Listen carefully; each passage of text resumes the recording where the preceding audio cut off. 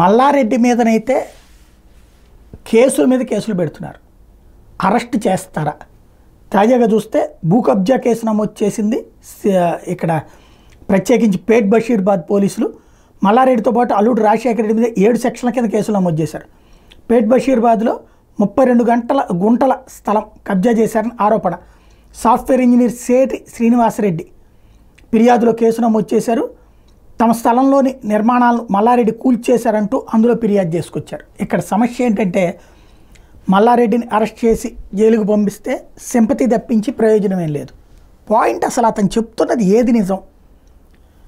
మల్లారెడ్డి మోసపోయాడా, లేకపోతే ఆ కొనుగోలు చేసిన వాళ్ళు మోసపోయారా? రెవెన్యూ అధికారుల్ని అవసరమైతే మాజీ న్యాయమూర్తులు కూర్చోబెట్టి దాని మీద ఒక కమిటీ వేసి విచారణ చేయమనొచ్చు కదా.